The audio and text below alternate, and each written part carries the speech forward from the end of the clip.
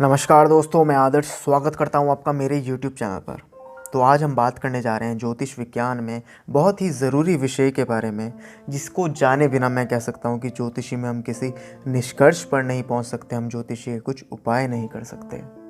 वो है अंश, किसी ग्रह की डिग्री, और उच्च का ग्रह, नीच का ग्रह। देखिए, उच्च के ग्रह और नीच के ग्रह को लेकर बहुत ही भ्रांतियाँ हैं, बहुत सी भ्रांतियाँ हैं लोगों के दिमाग में, बहुत ही कन्फ्यूजन है लोगों के दिमाग में। इस वीडियो के माध्यम से मैं बहुत ही सरल भाषा में वो सभी क्लियर करने की कोशिश करूँगा। यदि आप अपनी कुंडली का विश्लेषण करवाना चाहते हैं तो पूर्ण रूप से आपकी सहायता की जाएगी और आपसे कोई भी कंसल्टेशन फ़ी पहले नहीं ली जाएगी। बस केवल आपसे एक ही रिक्वेस्ट है कि आप इस वीडियो को एंड तक ज़रूर देखें। जैसे कि हम सभी जानते हैं कि हमारे पास 12 राशियाँ होती हैं और हमारे जन्म कुंडली में 12 भाव होते हैं। इनको भाव कहा जाता है, इनको घर कहा जाता है, इनको हाउस कहा जाता है। अपनी पिछली वीडियो में मैंने बहुत ही सरल भाषा में समझाया है कि इन भावों का हमारे जीवन पर क्या प्रभाव होता है और ये किस चीज़ से हमारे जीवन पर रिलेटेड हैं। मेरी आपसे रिक्वेस्ट है कि आप कृपया वो वीडियो ज़रूर देखें। अब बात करते हैं अंश की, डिग्री की। देखिए, किसी ग्रह की जो डिग्री होती है वो 0 से 30 डिग्री तक होती है। इसमें यदि किसी ग्रह की डिग्री 0 से 6 डिग्री तक है तो यानी कि वो आपको 25% रिजल्ट देंगे। अब ये रिजल्ट कैसा होगा, पॉजिटिव होगा या नेगेटिव होगा, ये हम निर्भर करता है कि ग्रह कैसा है। वो ग्रह आपकी जन्म कुंडली में योग कारक ग्रह यानी कि शुभ ग्रह है जो आपको पॉजिटिव रिजल्ट दे रहा है, या फिर मारक ग्रह है जो आपको नेगेटिव रिजल्ट दे रहा है। यदि वो शुभ ग्रह है तो वो और उसकी डिग्री 0 से 6 डिग्री की तक है तो यानी कि वो आपको 25% रिजल्ट दे रहा है। शुभ होगा तो शुभ रिजल्ट देगा, अगर मारक होगा, अशुभ होगा तो फिर वो अशुभ रिजल्ट देगा। ये बहुत ही सरल सी बात है, बहुत ही सिंपल सी बात है। यदि उस ग्रह की जो डिग्री है वो 6 डिग्री से 12 डिग्री के बीच में होगा तो वो आपको 50% रिजल्ट देगा। अब मैं फिर से कहूँगा कि यदि वो ग्रह आपका योग कारक है, पॉजिटिव ग्रह है, तो वो अच्छे परिणाम आपको 50% देगा, 50%। यदि वो मारक है, अशुभ ग्रह है, तो वो 50% वही बुरे परिणाम आपको देगा। इसी तरह अगर किसी ग्रह का अंश डिग्री 12 से 18 के बीच में है तो वो 100% रिजल्ट देगा। यानी कि यदि वो योग कारक है, यदि वो शुभ ग्रह है, तो वो आपको बेस्ट रिजल्ट देगा। यदि वो मारक है, अशुभ है, तो वह आपको वही अशुभ परिणाम देगा। उसके बाद 18 से 24 के बीच में है तो फिर वो आपको 50% रिजल्ट देगा। देखिए, ये बाल अवस्था होती है, ये युवा अवस्था होती है। इसमें कोई भी ग्रह आपको सबसे ज़्यादा या तो बेस्ट रिजल्ट देगा या फिर वो आपको अशुभ परिणाम देगा। उसके बाद होती है 24 से 30 डिग्री। इसमें भी आपका ग्रह जो है वो वृद्ध अवस्था यानी कि बूढ़ा हो जाता है। इसमें वो आपको 25% रिजल्ट देगा। अब वो रिज़ल्ट पॉजिटिव भी हो सकता है और नेगेटिव भी हो सकता है।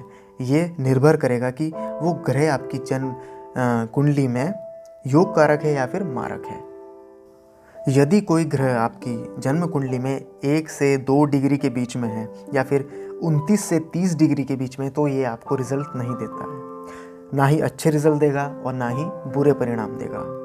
अब ज्योतिष विज्ञान की मदद से हम क्या करते हैं, जो हमारा योग कारक ग्रह है, जो हमारा शुभ ग्रह है, हम कोशिश करते हैं कि वो किसी तरह 12 डिग्री से 18 डिग्री तक आ जाए, उसका डिग्री बढ़ जाए, उसकी पावर बढ़ जाए, ताकि वो हमें 100% बेस्ट रिजल्ट दे। और यदि अगर कोई ग्रह हमारा मारक है, अशुभ है, तो हम कोशिश करते हैं कि वो 0 डिग्री पर आ जाए, ताकि वो हम पर कुछ भी बुरा प्रभाव ना कर सके। अब बात है उच्च का ग्रह और नीच का ग्रह क्या होता है। देखिए, ये बहुत ही लोगों के दिमाग में जो कन्फ्यूजन है, भ्रांतियाँ हैं कि उच्च का ग्रह और नीच के ग्रह को लेकर। देखिए, उच्च का ग्रह वो होता है कि वो ग्रह आपको बेस्ट रिजल्ट देगा, यानी कि वो उच्च का है, उच्च के परिणाम, अच्छे परिणाम देगा। और यहीं अगर नीच का ग्रह हो गया तो वो आपको बुरे रिजल्ट देगा। अब ये भ्रांतियाँ हैं कि नीच का ग्रह, बहुत लोग ये समझ लेते हैं कि नीच का ग्रह यानी कि उसकी डिग्री कम है। नहीं, ये चीज़ बिल्कुल अलग है। नीच का ग्रह और डिग्री बिल्कुल अलग चीज़ है। नीच का ग्रह यानी कि वो ग्रह बाध्य है आपको बुरे परिणाम देने के लिए। अब एग्जाम्पल के तौर पर मैंने एक मेष लग्न की कुंडली ली है जो 1 नंबर से शुरू होती है, जिसके लग्नेश बनते हैं 1 नंबर के मेष राशि यानी कि मंगल देव। अब सूर्य देव जो हैं, हमारे सूर्य देव जो हैं वो मेष राशि में यानी कि 1 नंबर में सदैव उच्च के होते हैं, वो आपको अच्छे परिणाम देते हैं। और वहीं अगर वो तुला राशि में है यानी कि 7 नंबर में कहीं भी आपकी जन्म कुंडली पर बैठे हैं तो वो आपको बुरे परिणाम देंगे। मैं एग्जाम्पल के तौर पर आपको समझाने की कोशिश करता हूँ। मान लीजिए ये 1 नंबर में यहाँ पर आपके सूर्य देव हैं, तो ये आपको उच्च के परिणाम देंगे, बहुत पॉजिटिव रिजल्ट देंगे। वहीं अगर आपकी जन्म कुंडली में कहीं भी 7 नंबर में यदि सूर्य देव बैठ जाते हैं तो ये आपको बुरे परिणाम देंगे। अब सवाल आता है कि क्या नीच ग्रह का रत्न पहन सकते हैं? तो बिल्कुल भी नहीं। नीच ग्रह का रत्न कभी भी नहीं पहना जाता, क्योंकि नीच ग्रह जो है वो अशुभ परिणाम आपको देगा और रत्न पहनने से उस ग्रह की पावर बढ़ जाएगी। यदि उसकी पावर 100% वो रिज़ल्ट देने लगा आपको, तो वो अशुभ रिज़ल्ट आपको 100% देने लगेगा। एक तो पहले से ही कोई ग्रह आपके नीच का होकर बैठा है और वो आपको अशुभ परिणाम दे रहा है, फिर अगर यदि आप रत्न पहन लेंगे तो उस ग्रह की जो है पावर बढ़ जाएगी और वो अशुभ परिणाम आपको और भी ज़्यादा देगा।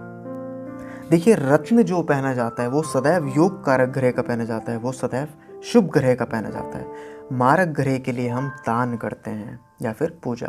देखिए, ग्रह हमारा योग कारक है या फिर मारक है, हम पूजा दोनों ही केसेस में कर सकते हैं, क्योंकि पूजा कभी भी किसी भी ग्रह की हम कर सकते हैं, वो सदैव शुभ परिणाम ही हमें देगी।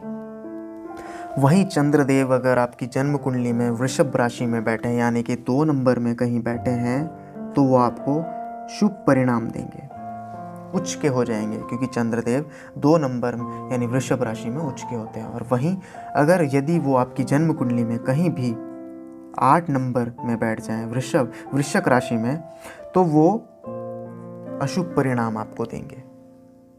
इसी तरह मंगल देव यदि 10 नंबर यानी मकर राशि में कहीं होते हैं आपकी जन्म कुंडली में, तो वो आपको शुभ परिणाम देते हैं। यदि वो 4 नंबर यानी कि कर्क राशि में कहीं भी आपकी जन्म कुंडली पर बैठे हैं तो वो नीच के हो गए, यानी कि आपको वो बाध्य हैं अशुभ परिणाम देने के लिए।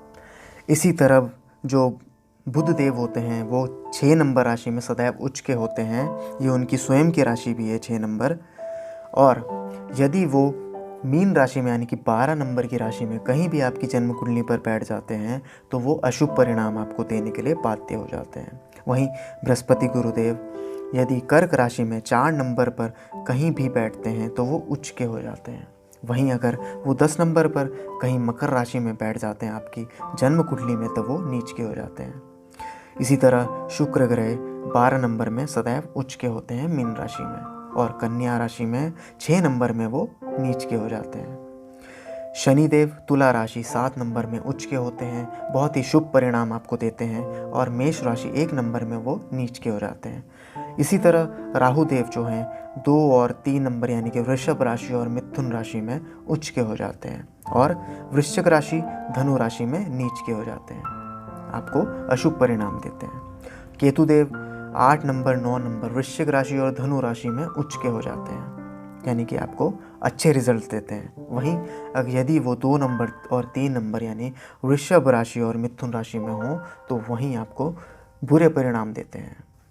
यदि हम जान लेते हैं कि कोई ग्रह हमारी जन्म कुंडली में उच्च का है या नीच का है, तो उसके बाद हम क्या करते हैं। मान लीजिए सूर्य देव आपकी जन्म कुंडली में 1 नंबर में बैठे हैं और वो उच्च के हैं, उसके बाद हम देखते हैं कि उनका अंश क्या है, उनकी डिग्री क्या है। यदि मान लीजिए वो शुभ ग्रह हैं परंतु उनकी डिग्री कम है, यानी कि 0 से 6 डिग्री के बीच में है, तो वो आपको केवल 25% ही बेस्ट रिजल्ट देंगे। यदि वो 6 से 12 के हैं बीच में हैं तो वो 50% ही बेस्ट रिजल्ट देंगे।